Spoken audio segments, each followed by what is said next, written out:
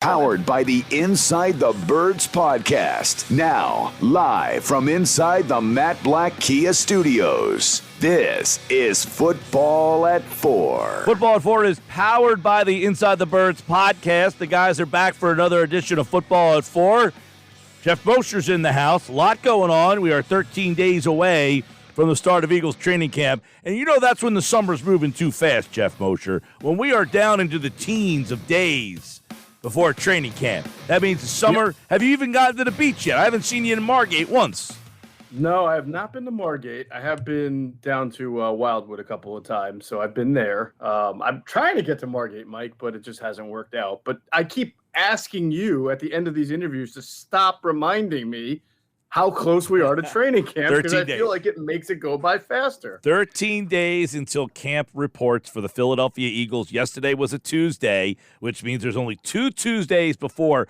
One more, and then the following Tuesday, the Eagles will be reporting for training camp. It's unbelievable to think about, and there's so much happening here. Obviously, this time of the year, lists are all out. Everybody's pontificating about stuff, and I saw one over at CBS Sports about the head coaches. Number one, I thought it was funny that John Gannon was actually in front of somebody else. How do you think Matt Eberflus feels that he was the worst head coach on the list?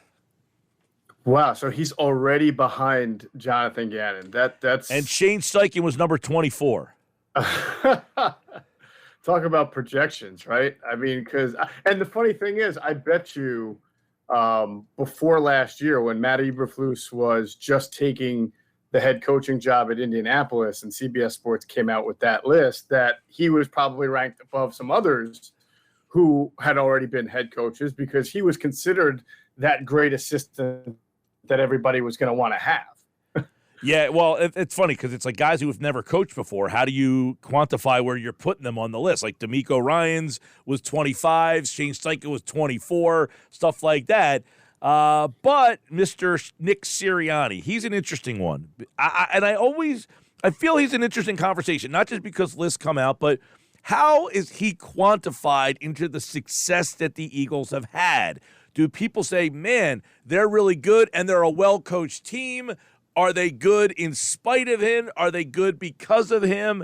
I always find that he's interesting, and I don't know if you've seen the list. It doesn't sound like you have, as to where you would think he is and who would be in front of him.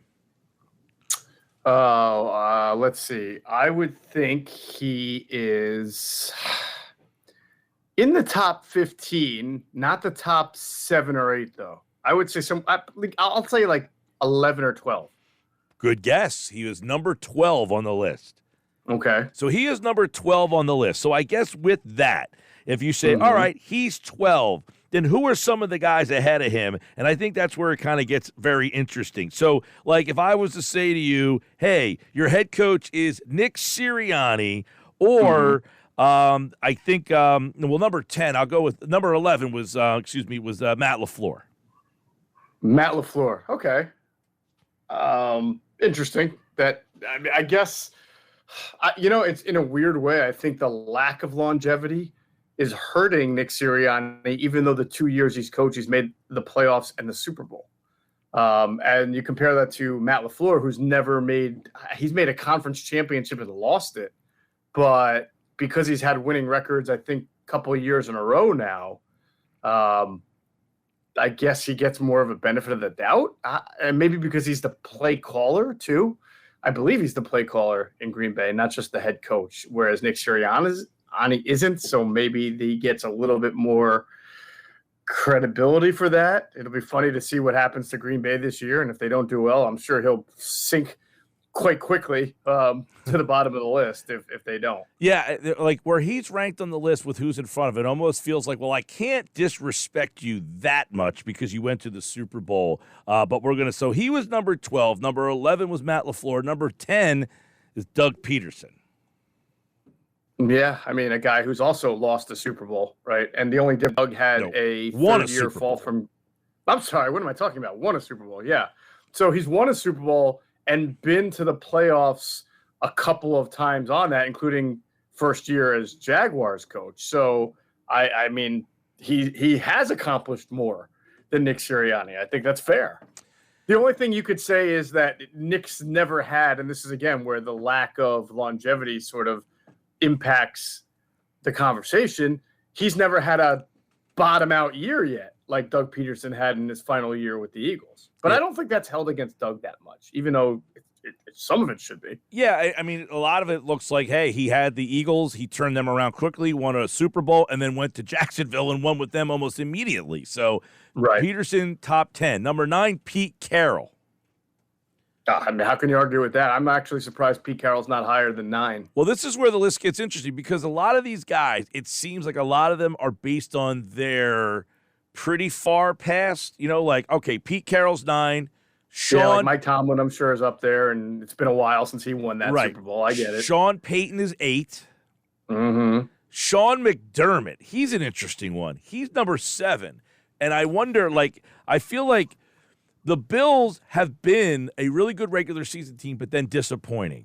So he's a hard guy to kind of quantify why they have been disappointing, yet why they've been so good. Right. I would want to hear a really good debate. And I don't know who's right or wrong in it, but the debate, why is Sean McDermott a better head coach than Pete Carroll? You have to debate me on that.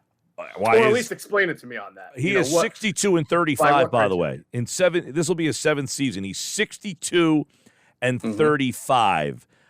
Whereas a guy like Doug Pederson is 51-45-1. His 7th. They're both 7 seasons in. So, those guys are McDermott's regular season success much better. Playoff success goes to Doug Pederson. You mean Pete Carroll? No, I'm saying because McDermott and Pederson are both going into their 7th season. So I'm trying to get guys that are in the same realm. I got you. Yeah, that's another interesting point there. So again, you almost have to figure out what the criteria is there. Mike Tomlin, number 6. John Harbaugh, number 5. Now they both have Super Bowls. Sean McVay, number 4. He has a Super Bowl. McVay's in the 7th season now, too, by the way, how fast time goes there, right? Sean McVay was boy wonder. Now he's in his 7th year. So all those guys have won Super Bowls. Belichick, of course, has won multiple Super Bowls. And then number 2 is Kyle Shanahan. That's fascinating. Let me guess number 1. Yeah.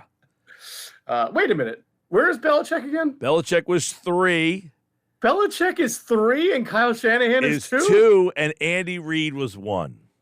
All right. You know what? Let's move on. Come on. Give me a break. Yeah, well, Shanahan to me. And look, it's not like he's in his – him and McVay, okay? McVay and Shanahan are both in their 7th seasons. All right? If I just said, look at these two guys, Sean McVay is 60-38, and he's 7-3 in the playoffs with 2 Super Bowl appearances. Shanahan is 52-46. He's almost a 500 guy, and he's 6-3 in the playoffs. He's 0-1 in the Super Bowl. How in your right mind are you telling me that he's even better than Sean McVay?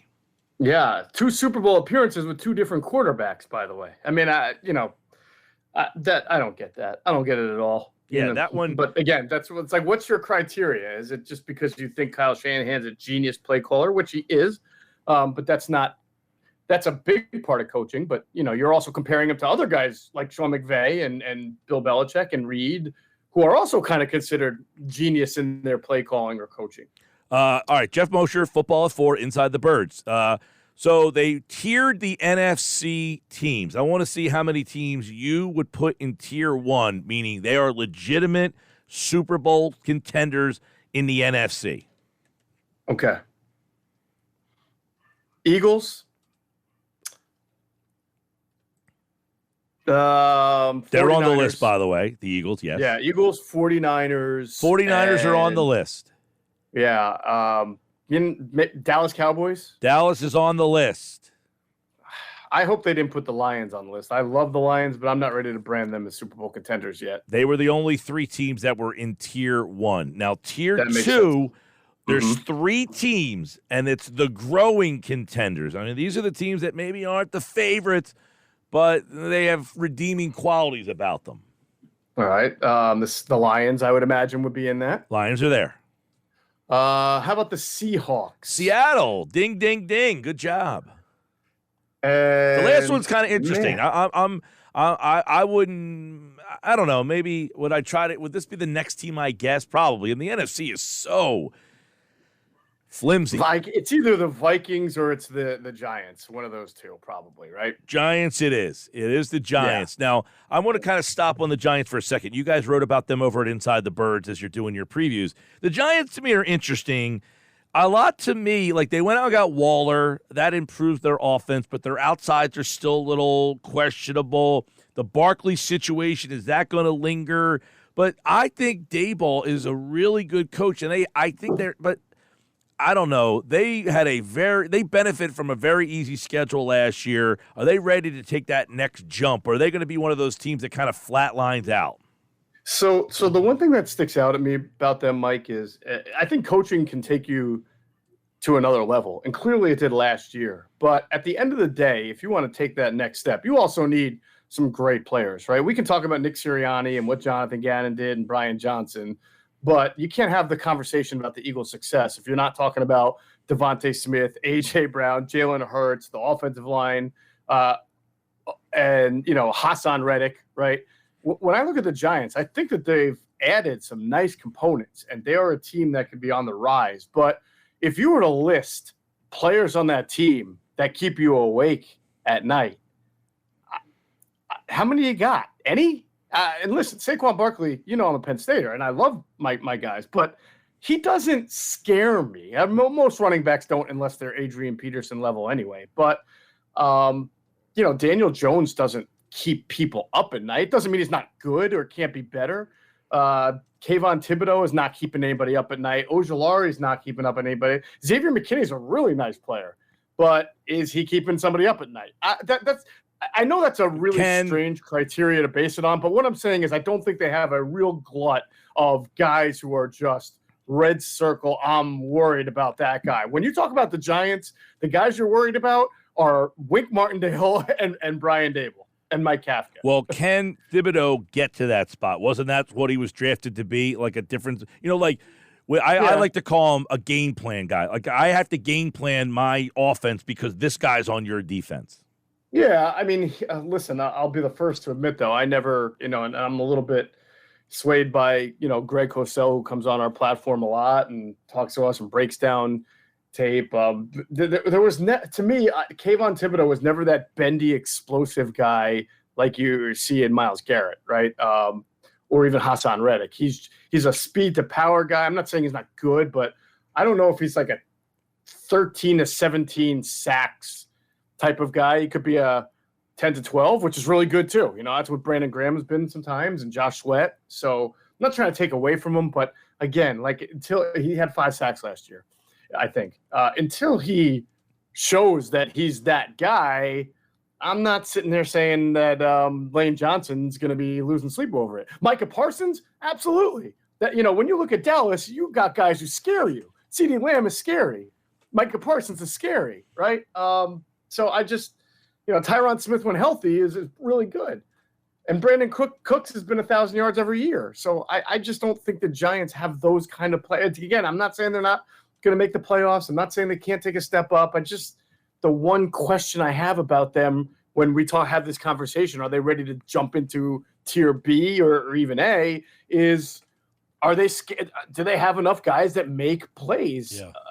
They have great coaching, but do they have guys that just make plays? All right. Of this group of teams, these are the tier 3s: Minnesota, Green Bay, New Orleans, Carolina, Atlanta. And I think some of those are a stretch. Any one of those closer to tier 2? Well, I'll tell you this. If Carolina gets some really nice play from Bryce Young this year, I can see them entering because they have a very good defense. Horn's been a really good corner. Their other cornerback, I think Dante Jackson is pretty good player. They're using Jeremy Chin as sort of a hybrid safety linebacker, and that's a perfect role for him. They've got edge speed with Brian Burns. They got the tackle that they drafted a couple of years ago. Derek Brown's a nice, but they really have some really good components on defense. They've been addressing the offensive line. Now they did lose DJ Moore in that trade with Chicago, right? So they may have taken a little bit of step back offensively, but they added Miles Sanders, So, like I said, they've added to they've obviously got a better they should have a better quarterback, better running back weapon. They've added to the offensive line. If the quarterback can play fairly well for a rookie, and I don't think Doug's going to put it all on him, but I can see them kind of challenging for that 8th seed. You mean Frank? What did I say? Doug? Yeah. Yeah. Frank Wright. Same guy.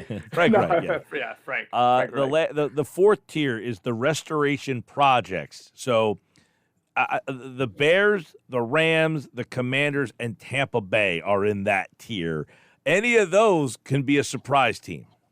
And by the way, to go back to your other question, I think the Saints also could be that team if Derek Carr, I think the Saints have a shot to. I mean, remember last year, the Eagles had their pick, and everybody kept watching them, thinking they're going to stink, and they kind of got hot towards the end. And what were they, like 8 and 9, or they were right around 500? You get Derek Carr there, they got a pretty good defense.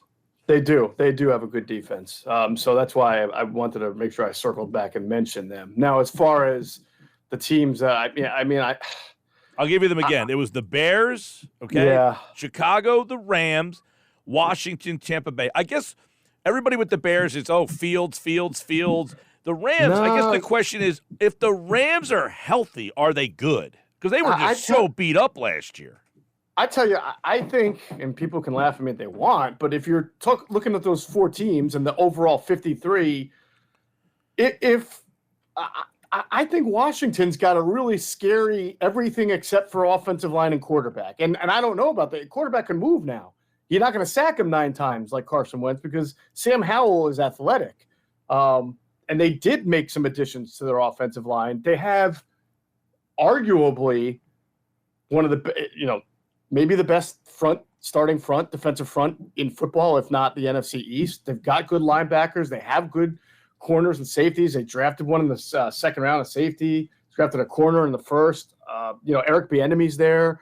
Like, again, sort of like the Carolina thing, right? If the quarterback and the running game that they get going can stabilize them, good coaching, Ron Rivera, Jack Del Rio, like they could possibly be a team. Last year they gave teams problems, not just the Eagles. They went on a little run there in the middle of the year with Taylor Heineke that put them at one point at the 8th seed until they kind of bottomed out at the end there. So if Sam Howell is better than Taylor Heineke, which they think he is, right? I would agree, by the way. I think I like Hal. I think he's going to be a big surprise. Yeah, Daniel Jeremiah said that and Greg Cosell agreed that the NFL missed on him by him going in the 5th round. They both thought he was a much, much better talent. If you go back and look at his junior year at Carolina, he was really good. He lost everybody and tried to force the issue a little bit too much his senior year, and so his production slipped. But people like his makeup as a quarterback and what he brings. And if he plays at an adequate level, that team's good enough with their defense and their running game to challenge. If you go back to, Jeff, and this doesn't mean much, but you're right in terms of the evaluation. If you go back to when the drafts are done and then you do the way too early draft for the next year, a lot of people had him going number 1 overall after his junior year. I mean, people thought he was going to be the best quarterback coming out of the draft 2 years ago, and he just, as you mentioned, his team kind of fell apart, and he kind of fell apart with them. And I think he's going to be a big surprise for that team. Yeah, I 100% agree. And I think the other team that can kind of be in that mold where if you get better than what you might anticipate quarterback play, that team could be really good because it's got young talent around, is the Packers. I mean, if Jordan Love, who is a first-round pick, plays like a first-round pick or something close to it, that's – he's got weapons. We saw the weapon last year in Christian Watson. We know they added the tight end. Their offensive line is pretty good. It's always been pretty good. Their defense with Campbell and Jair Alexander, I mean, their defense has always been pretty good too. So last year was kind of a weird year for them, and Rodgers was hurt. And you could just tell that there was something off that whole year with them. But if Jordan Love gives you 3,500 yards, 25 touchdowns and like 9 interceptions, that's a team that's going to give some problems. All right, over at InsideTheBirds.com, they're continuing their series on the Eagles, previewing training camp. In part 7, who's the player poised for the biggest decline? This one's kind of scary with the answers that both you and Andrew, you guys agree, and that's not good. Yeah, well, I mean, you have to take it with sort of I don't think either of us think this guy's going to fall flat on his face, right? We even talked about this the last time I was on with you, is that James Bradberry had such a great year last year that it's going to be really hard to duplicate that success because, his success is tied in some part because he's not a blazer, he's not a flip the hips guy and run, to playing in the right system, which may be a little bit different now with a new coordinator, and also having a great pass rush so that teams can't beat him down. The quarterback doesn't have enough time to target him down the field. The Giants and the 49ers both made it clear that going into their playoff game, they felt that he was a guy that they could beat if they could keep their quarterback protected. Well, they could not keep their quarterback protected, so they could not beat James Bradberry. But that doesn't change the fact that when they watched the tape throughout the year, they saw that Bradberry was very good, in short to intermediary distances when he could pass off coverage to the linebacker inside or the safety, but struggled at times down the sideline when he had to defend deep speed. And so that's going to be the book on James Bradberry going into this year. And, if the pass rush just slips a little, and let's be honest, do you think the Eagles can do 70 sacks once again that quickly? That'll be tough to figure out. If the pass rush slips a little, he might suffer as a result. Geoff Mosher, Football at 4. Check out the Inside the Birds podcast. Now, I'll leave you with this. I don't know, did you see what happened with the Flyers press conference on Zoom yesterday? I read about it. That's all. I just heard about it. So the reporter asked a question, right? I don't remember who. I think it was Gina from the Inquirer, Gina Hahn from the Inquirer. She asked a question of the new Flyer guy. I don't even know who it was, to be honest with you. And the PR guy, I guess, was on. I guess they listen in, right? Okay. As I read it, it was more of a marketing person and not a PR person. Okay, they didn't really say who it was, but essentially, whoever was monitoring the Zoom call, essentially say, how many different times is she going to ask this bleeping question? Yeah. Right. And then somebody else kind of mocked, like, why would you sign with a team that's so bleeping horrible? Like, essentially, they were making fun of it. So, like, do you believe that that happens on the Eagles Zoom calls all the time? 100% I do. And listen, I wouldn't even blame, it's the nature of the job for both reporters to have to be repetitive and for PR people to get annoyed by reporters asking repetitive questions when they know that the answer is not going to change. So how many times is she going to ask this bleeping question? It was I said, oh my God. Listen, I've never heard that, but I've seen enough of the eye rolls and I've seen the mouth move from guys and right that or people in the PR position or marketing position. So I know I know that it's in their head. Oh, absolutely. Like I when I was going up to the Sixers every single night, and the first person that asked that first question all the time, you could just see everybody. Yep. When I was in college in West Virginia, there was a guy. His name was Mickey Fafari. I mean, he had to be like 90 years old when I was there, and I think he's still asking questions. But he got the first question in every time. It was like, all right, Mickey, go ahead. But it's just great. But I thought that was pretty funny. All right, Geoff Mosher, Inside the Birds, InsideTheBirds.com. I won't tell you how close we are to training camp. All right, buddy? All right, man. Have a great one. All right, Geoff Mosher here for Football at 4. And, of course, training camp is 13 days away. And we're all over it. The countdown to camp is here on the Sports Bash Live on 97.3 ESPN.